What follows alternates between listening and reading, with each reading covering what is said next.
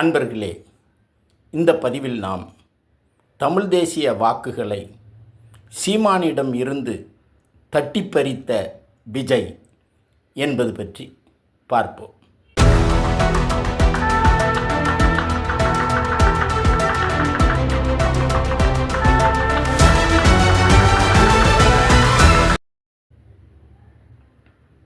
தமிழ்நாட்டில் நாம் தமிழர் கட்சி ஒரு அரசியல் அமைப்பாக 2010ஆம் ஆண்டிலேயே மலர்ந்திட்ட போதிலும் அந்த கட்சி 2011ஆம் ஆண்டு நடந்த தேர்தலில் போட்டியிடவில்லை.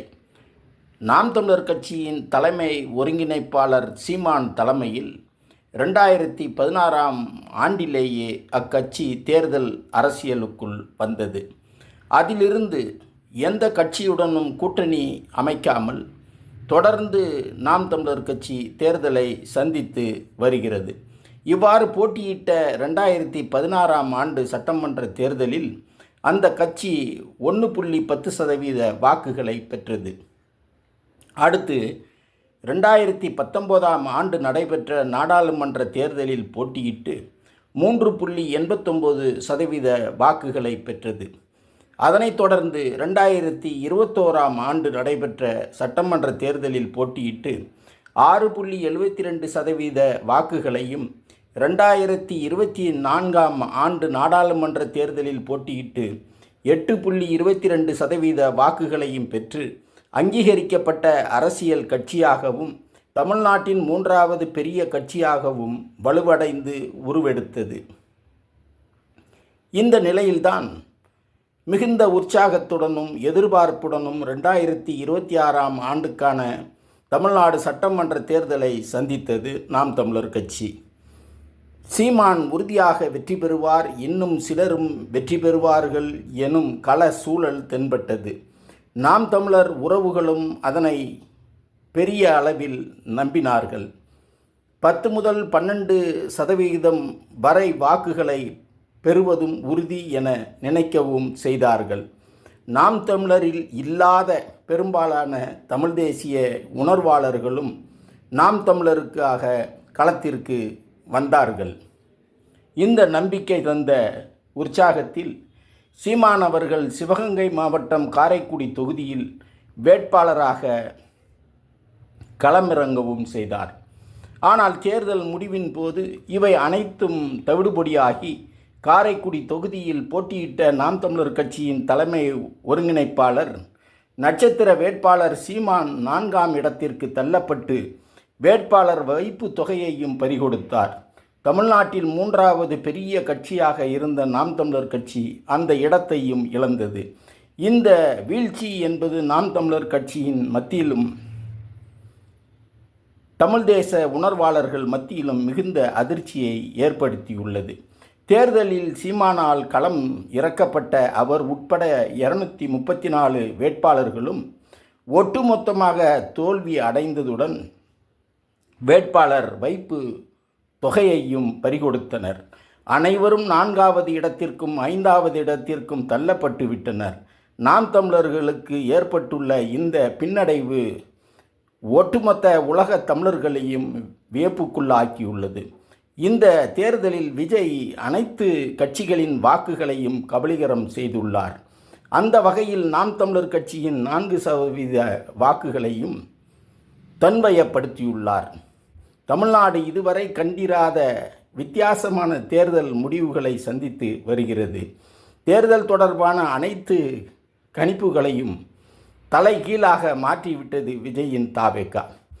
இந்த கட்சி தான் சந்தித்த முதல் தேர்தலிலேயே தமிழகத்தின் மிகப்பெரிய முதன்மை கட்சியாக விஸ்வரூபம் எடுத்து நிற்கிறது. விஜய் எனும் அரசியல் சுனாமியில் சிக்கப்பட்டு தங்களது அரசியல் இருப்பை தக்க வைத்து கொள்வதற்கு பல்வேறு அரசியல் கட்சிகளும் அரசியல் தலைவர்களும் போராட வேண்டிய நிலை வரும் என தேர்தல் முடிவு அறிவிப்பு வருவதற்கு முன்பே நாம் பதிவு செய்திருந்தோம். அதன்படி இன்று பல அரசியல் கட்சிகளும் தலைவர்களும் சிக்குண்டு சின்னாபின்னமாகி ஓலமிட்டு ஒப்பாரி வைத்து கண்ணீர் சிந்தும் காட்சிகளை காணக்கூடிய நிலை ஏற்பட்டுள்ளது. இதில் நாம் தமிழர் கட்சியும் சீமானும் கூட அடங்குவர். கடந்த தேர்தலில் 2வது இடம் 3வது இடம் என பிடித்து முக்கிய கட்சிகளின் வெற்றி தோல்வியின் மீது தாக்கத்தை ஏற்படுத்தி வந்த சீமான் கடந்த 15 ஆண்டுகளாக திராவிட கட்சிகளை கடுமையாக விமர்சித்து தன்னை ஒரு மாற்று அரசியல் சக்தியாக தக்க வைத்து வந்தார். அந்த இடத்தை இந்த தேர்தல் மூலம் மிக எளிதாக கைப்பற்றி கொண்ட விஜய் சீமானை பின்தொடர்ந்த எண்ணற்ற இளைஞர்களையும் தன்வசம் ஈர்த்து கொண்டார். இந்த தாக்கத்தை உலகமெல்லாம் பரவி வாழும் தமிழர்களிடையேயும் காண முடிகிறது. இலங்கை உட்பட பல நாடுகளிலும் இன்று நாம் தமிழர் என்னும் கோஷத்தை விட தாவேகா என்னும் கோஷம் ஓங்கி ஒலித்து வருவதை பார்க்க முடிகிறது. இந்த நிலையில் சீமான் அறிக்கை ஒன்றை வெளியிட்டுள்ளார். அதில் இவ்வளவு போராடியவர்களுக்கு, இவ்வளவு மாற்று அரசியலை முன்வைத்தவர்களுக்கு இன்னும் 10 லட்சம் வாக்குகளை மக்கள் அளித்திருக்கலாம் என்ற வருத்தம் எனக்கு இருக்கிறது. சட்டசபைக்குள் போயிருக்கலாம், தமிழ் சமூகத்தின் குரலாக சட்டசபையில் பேசியிருக்கலாம். அதற்கு நமக்கு வாய்ப்பு கிடைக்கவில்லை. இது நம் தோல்வி அல்ல, மக்களின் தோல்விதான். எக்காலத்திலும் தடம் பெறல மாட்டோம். தன்னலத்திற்காக சமரசம் செய்து கொள்ள மாட்டோம். அவ்வாறு சமரசம் செய்து கொள்ளும் ஒரு வெற்றி தேவையில்லை என்று கூறியுள்ளார்.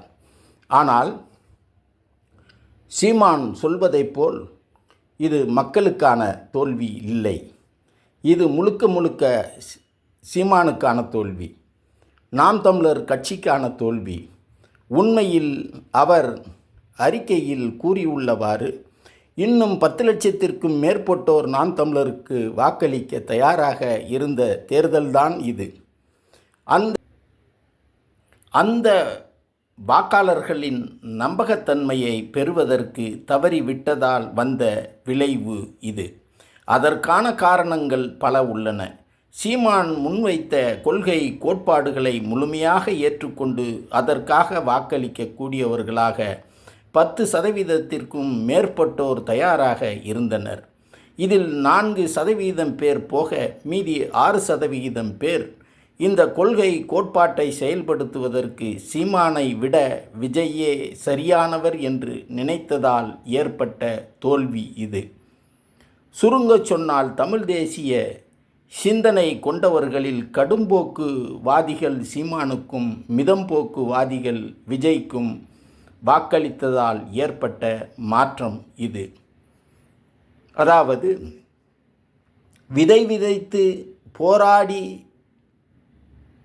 வளர்த்த சீமானிடமிருந்து எளிதாக அறுவடை செய்து கொண்டவர் விஜய் எனும் இச்செய்திகளோடு மீண்டும் ஒரு பதிவில் சந்திப்போம்.